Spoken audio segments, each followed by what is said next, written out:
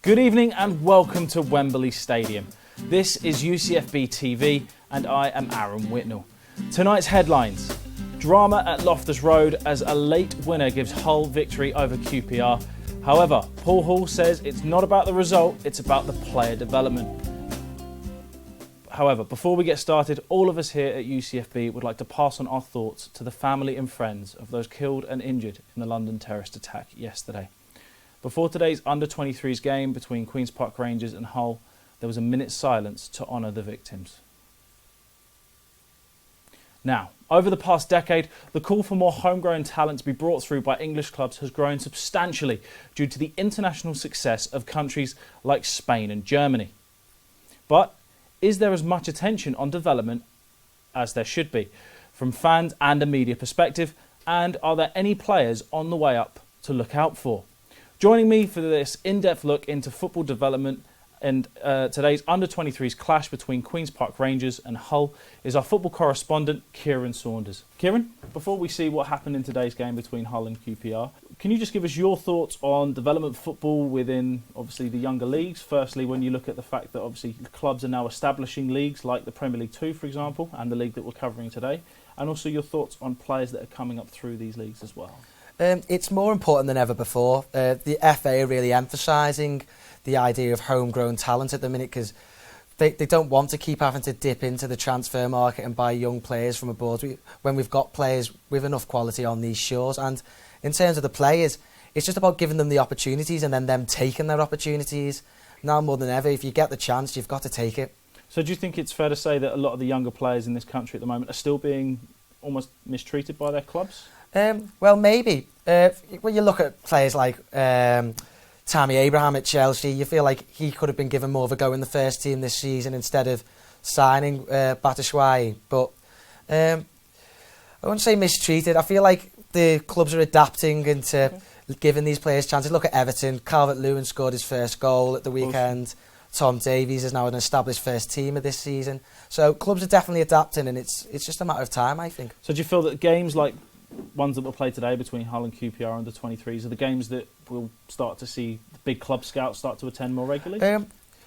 Yeah, definitely. Mainly, well, the advantage of the international break is it gives other players an opportunity. So obviously they've missed a few players today, Hull and QPR, who would usually be in the starting lineup, but they're representing their countries. And it gives an opportunity for maybe a younger player to then step up and try and impress their managers. So it's a chance for scouts to have a look at other talent that isn't usually on show. So definitely. Well, fair enough. Hopefully it's something that will continue to grow over the coming years. Prior to kick-off, Kieran spoke to QPR's manager, who insisted that it's not the result that's important at this level. Well, we've had 7 debuts so far this season, so there is a value there. And what we want to do as a whole with the football club and in the area, we want to get some homegrown players. We don't want to keep buying players from outside when the answer's probably in West London or in London itself. So QPR have shown that they want to blood those youngsters and get those younger guys in, and if they're good enough, then of course they'll play. Well, last time we were here, Ryan Manning was the standout player, and obviously he's a first team regular now. How far are some of these players in the side now from the first team? Well, like you say, it's something that you could wake up tomorrow morning and the manager needs you. You go into the first team squad, you start training, and all of a sudden you find yourself playing. I mean, we've all had our debuts. My debut, when I first played for Portsmouth, one of the players, the first team players, dropped a toolbox on his foot, and he ended up breaking his foot. That's how I got my debut. So if you're in and around the area, you're literally like Ryan was. 1 minute you're here, next minute you're in and around the first team, but it's about taking chances. Josh Bowler and Odie Alpha, these guys have come up from the youth team, and they are perfectly capable of managing and being that player who can play in the 23s. Finally, Jack Robinson back in the team today after a long spell out. What are you expecting from him today? He's a good player. I want him to get his fitness because he's a little bit ahead of our boys in terms of development. So this is a fitness exercise for him.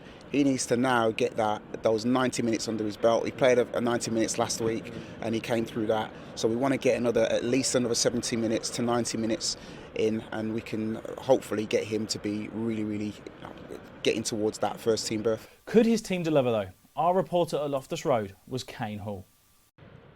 Here at Loftus Road there is an identity, the QPR identity, and it's through the three figureheads at this club that sums it up best. Les Ferdinand, Director of Football, Ian Holloway, the manager, and Mark Bircham, his assistant, all QPR through and through, and that identity is to bring in through young, local players to play attractive football. And here at the Under-23s game, we hope to see that in action as QPR play Hull City. Plenty of changes for both sides in this fixture, with the most significant coming from QPR. A first teamer, Jack Robinson, played after recovering from a minor injury. Both teams lost their last fixture, with Hull losing to Liverpool in the Premier League Cup 5-4 on penalties, but they were doing their best to get over that heartbreak, with Lewis Ribbon's effort cannoning off the bar. Although Paul Hall is more concerned with the player's identity rather than results, his side were able to break down the Hull defence and see lone player Oramide Otte put the R's ahead.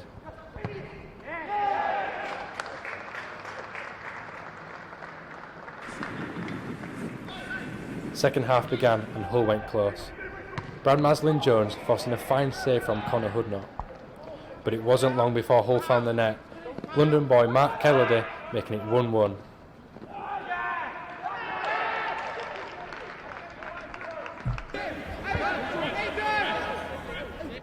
After playing 18 minutes in the FA Cup in January, Eberechi Eze will have impressed Ian Holloway with another goal from his number 10 role. Jeremy Arthur was the man at fault for Hull's second, as QPR conceded a penalty. And local boy Robin McKenzie, who has been with Hull from under-10s, tucked away the penalty superbly.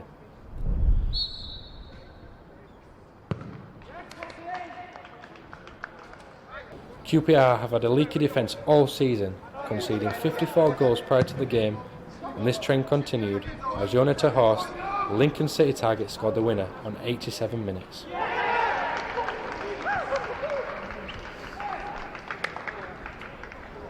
Although QPR lost out late on, Paul Hall will surely be happy with how their identity was shown today.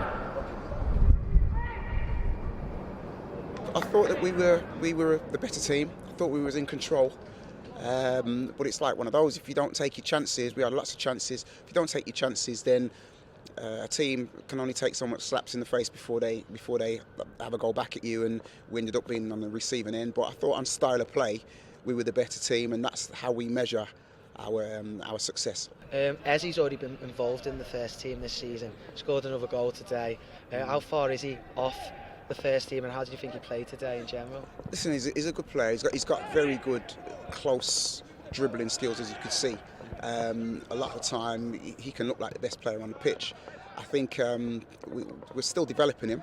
And he's played in the first team already. So what we're trying to do is just keep him knocking at the door. Listen, this boy is a good player, as they all are, as they all proven that they're good players. They each achieve their objectives, and sometimes if you achieve your objectives, you can lose 3-2 and actually be quite happy.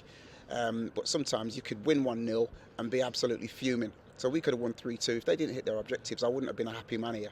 So I'm not happy because of the result, obviously, because we're all winners inside. But I do think that the boys won the game over style of play, and that's what our academy and our philosophy is about. We ask them a lot of questions. They have to play football all the way through the thirds. They have to do things that probably they're not going to be asked to do in the first team. But we want to give them such a 360 game of football that they can play for the manager that wants to play the long ball game, or they can play for the manager that wants them to pass the ball because they've been exposed to it. And that's what we teach them. We teach them everything to do with the game. We teach them how to head the ball, how to throw the ball, how to pass the ball, how to receive it. There's so many things that Chris Ramsey and we want to do at this football club. Kieran, what did you make of the action that took place at Loftus Road today? From a Queen's Park Rangers perspective, I feel like there's a lot of more positives than negatives. As you said earlier, it's more about player development as opposed to the result itself. And if I'm a QPR fan, I'd be very excited by what I saw today. It was such an exciting brand of football, and you can really feel it through through the whole management that it's really about getting this QPR identity drilled into the players from a young age so that it makes it a smoother progress to go on into the first team. Fair enough. And obviously you were there today. Where do you feel the game was won and lost, not just for QPR but for Hull as well?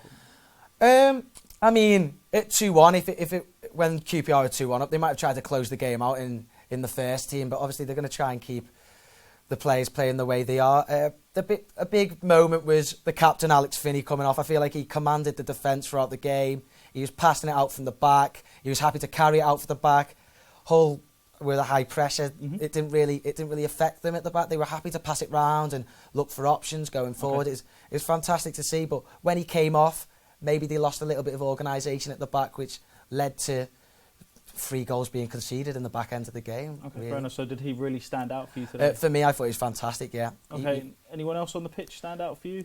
Oh, there's a few I can name. For QPR, without a doubt, it's Eze. He's already played for the first team this season, scored again today.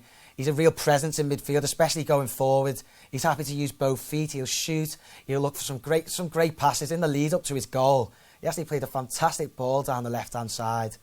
Also, mentioning the left-hand side, the left midfielder, is it Odi Alpha? He's fantastic. He's got a turn of pace. He's happy to move inside on his right foot, which I think's favoured. But then he can also go outside with his left foot. And then for Hull City, I thought the striker was fantastic. Mark Kennedy. He missed a few chances in the first half, yeah. But the hard part with the strikers, I think, is getting in these positions in the box where you find yourself with the ball. And it happened to him 3 times in the first half. And then eventually he took his chance in the second half. So once he gets on form, surely these goals are just going to keep coming for him. And I really think he's a talent for the future. Fair enough. And just finishing off, what do you feel this result means for the two teams moving forward for the rest of the season in the under-23s development?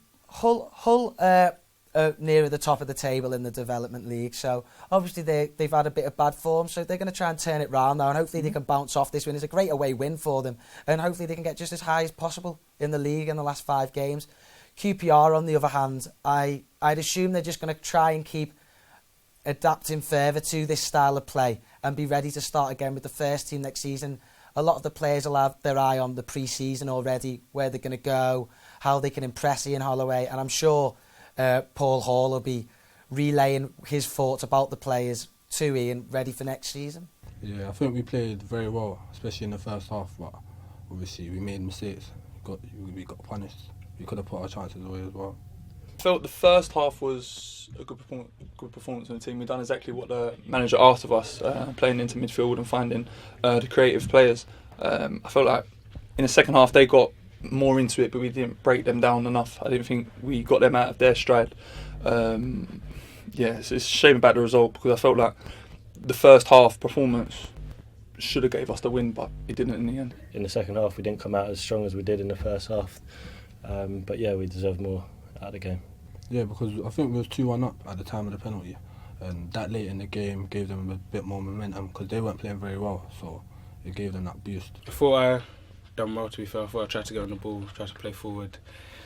As difficult as they made it, I thought I tried to affect the game quite a lot, which I thought I did with the goal and with the assist, so quite pleased with myself. I think I should have scored. I think I could have got a point there for us, but unfortunately it didn't happen for me, and next time if I'm in that position, I'll hopefully score the goal. I think I took my goal well, but I think there's other things I could have done better in the game to help our team. I think so. I think overall we performed well, especially first half. We came into the dressing room, we were all upbeat and we were all happy with our performance, and the message was really to go out there and secure the win and just do what we did first half, but unfortunately it wasn't the case. I thought we still played well second half, but it wasn't as good, and disappointed to lose the game. Yeah, it was nice. I've been out for 8 months now, so it's nice to come back and make 2 good saves. Just unfortunate we didn't get the result we needed. And with that, we bring our look into today's under-23 game to an end. Kieran, thank you very much for joining us. Thank you for having me. And from everyone here at UCFB Wembley, good night.